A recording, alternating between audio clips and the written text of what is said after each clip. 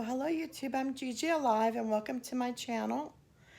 The last video that I did was about me having the radiofrequency ablation cardiac surgery on the 8th of February, and today is the 11th of February, and I am still a little hoarse.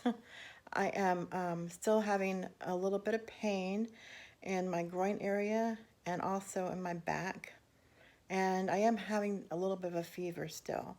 But I want to just, at first I want to explain to you all, unless you've ever have had atrial fibrillation, what it is in case you've never had it or don't know anyone who's had it. It basically means that your heart rate is at a rhythm that can cause you to have a stroke or even cardiac arrest. So it's really important that it doesn't stay in that rhythm. For me, in August, I first started having cardiac problems that were consistent and persistent. But I've always had cardiac problems. It was something that came along with my lupus. Actually, that was the first thing I ever experienced when I was a preteen and a teenager. I also have thyroid nodules, so I have problems with my thyroid, and that also can cause you to have problems with your heart. I also have fibromyalgia, which causes a lot of muscle pain as well. And I also have menopause.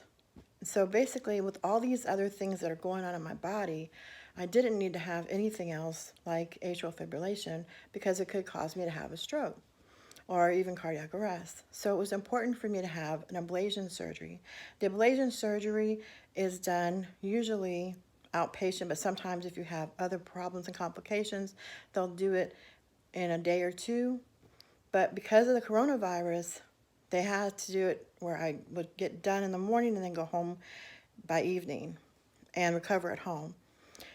The only downside for that for me is that basically I have, sorry, my arm is getting tired holding the phone, but basically I have a lot of other health issues, and so oftentimes I can end up having more problems recovering at home.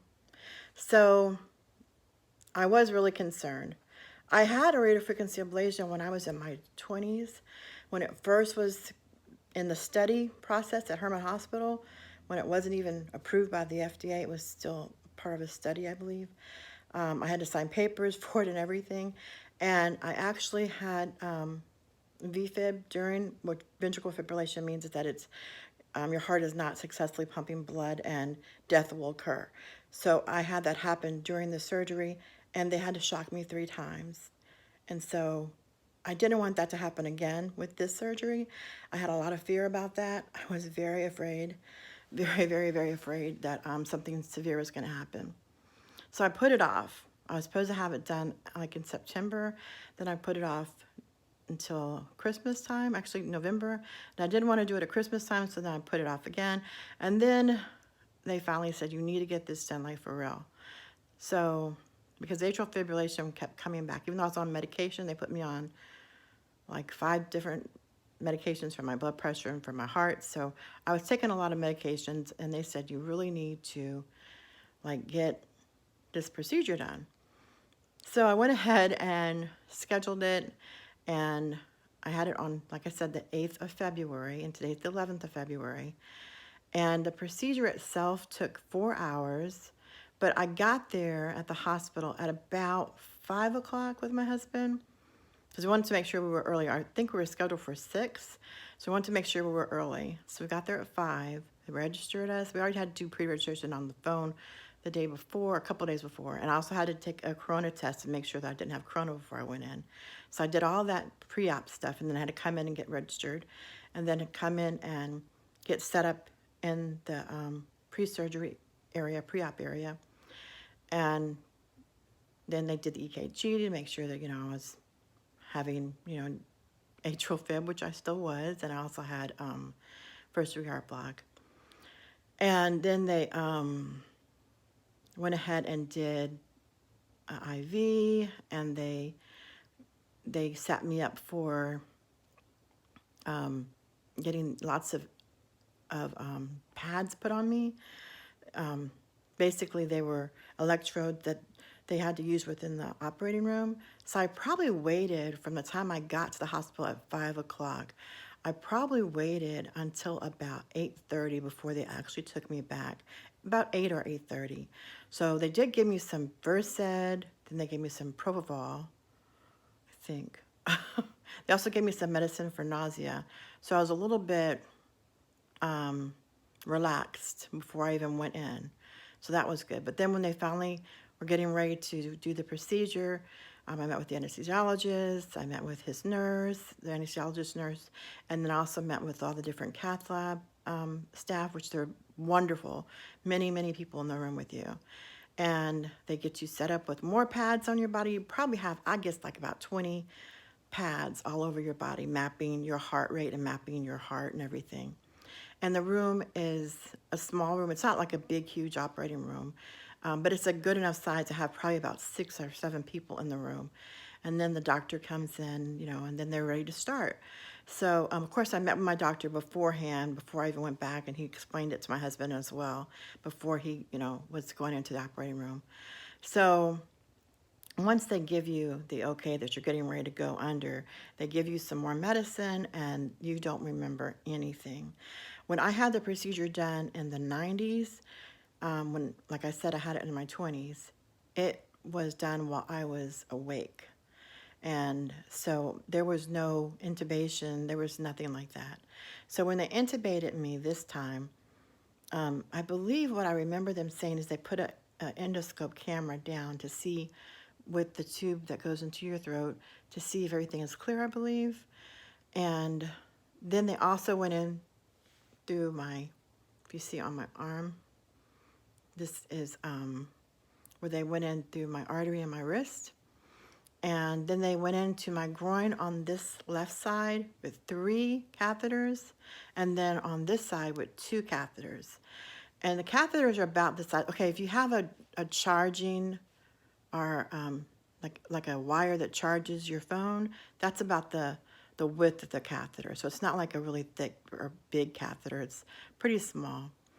So then they use that catheter to find where the place in your heart is causing you to have the atrial fibrillation or the supraventricular tachycardia, which is high heart rate. And atrial fibrillation causes you to have arrhythmias and a fluttering of your heart. Feels almost like you've got almost like butterflies in your heart. Sometimes it can go really fast too and cause shortness of breath, dizziness, and all kind of other issues, including a stroke. So it's really important that they locate that area. Once they found that area, then they burn it off with radiofrequency, electro radiofrequency. I don't exactly know how they do it, but they do burn off that site. When my doctor said that he was in there, he actually found a place in the middle of my heart that also was causing the same problem. So he ended up doing another one. So I got 2 done, one on one side and one in the middle of my heart. So it took about 4 hours for them to finish the surgery. After the surgery, like I said, I'm completely out. I don't know what's happening. I pretty much wake up to my nurse, Robert. His name is Robert. The same nurse who had me there for pre-op was there for my recovery, and he was awesome. And he woke me up after I think I had been out in recovery with him for maybe an hour. I probably started to wake up about an hour after being in there. And he explained everything went well, and he told me I could eat some food in a little bit. And I was feeling like a little bit like, I think I wasn't like I was in pain. I just felt like I had like something on my chest, like heaviness. And then I had a hard time like breathing, like a little bit of congestion. So I was coughing a lot.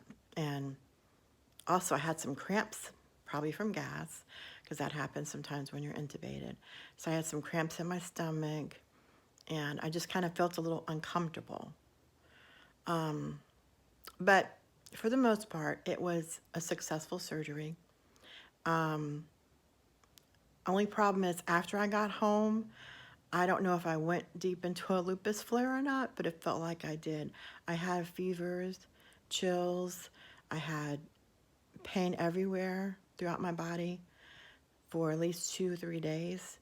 And then today I woke up and I had extreme like pain in my back and in my groin area. So I pretty much have been walking around a little bit, trying to just make sure that I'm walking. And also I've been taking a shower, not taking a bath. You're not allowed to take a bath. They did have a bigger bandage here, and I did replace it with a small Band-Aid. And then, of course, the bandage is here as well. And also they left a lot of pads that I had to take off. Coconut oil. If you have coconut oil and you have those sticky pads, that's really going to help so it doesn't hurt, as well as the taking it off. Just rub the coconut oil over it and then just pull slowly, and that way it won't hurt when you're taking it off. But for the most part, I still am having a little bit of pain. I'm having some headaches and I'm having some fever still. Today has been a decent day. It's now 1 o'clock. I did make paninis for my daughter, which is something that I haven't been able to cook at all because I've just not been feeling like really doing anything. But this is the 11th. I had the surgery on the 8th, so I'm starting to feel a little bit more like myself. I still have some cough and congestion, and I still have some exhaustion.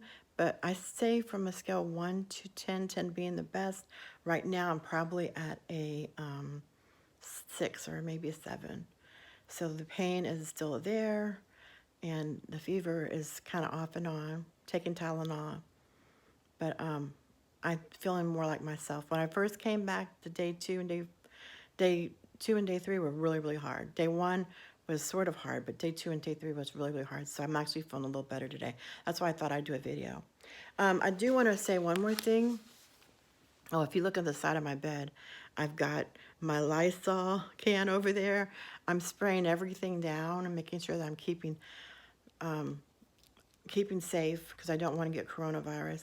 But having an Apple smartwatch is what really helped me with my atrial fib, trying to determine what was going on in my body. I always have had mitral valve prolapse, heart murmur, WPW, was Parkinson-White syndrome, and SVT. I've always had those issues. Like I said, my WPW was partially corrected when I was in my 20s with radiofrequency ablation, but I never had atrial fibrillation before. So when I used this, it actually saw my atrial fib when I had an attack one night. So I have another video if you want to check out my video. I have one about that. But if I hadn't had this watch, I probably wouldn't have went to urgent care, and I most likely would not have went to the hospital and seen the cardiology electrophysiologist to get this procedure done. So it is a lifesaver. I think everyone should really have this. And people who say that it makes people more aware, or I think I saw someone saying that having the Apple Watch can make people overly concerned, and they actually don't need to be. Well, I disagree. Considering all the health issues I have, I think it's super important that you have an Apple Watch, a smartwatch that is able to give you the EKG and the heart rate check. So anyway, I endorse it completely.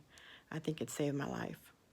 So I also have organized my medication, which is something that also is a good idea to do when you are on all these pills. It's a good idea to have them organized for you, especially when you're getting ready to come out of surgery. You won't be able to be off your medication right away. They said between 2 to 3 months, I should be off my medication for my heart and maybe even for my blood pressure. So I take I think 8 pills I take 8 pills every 12 hours. So hopefully I'll be able to not be on as many pills. Anyway, so I am very grateful to the doctors. Dr. Mathur was my doctor at Methodist Hospital. He's awesome. I'm very grateful to Robert, my surgery nurse, Richard and Jay, and I'm just very grateful to all the people at Methodist Hospital who made this a very easy transition. I'm very grateful to my husband and to my mother who came and helped me with a lot of things for the last 4 days, and also to my children, all my children. Anyway, that's it. So if you have any questions, please leave them in the comments below, and make sure you get the Apple Watch. Take care of your health, be safe, and God bless. Thanks a lot. Bye.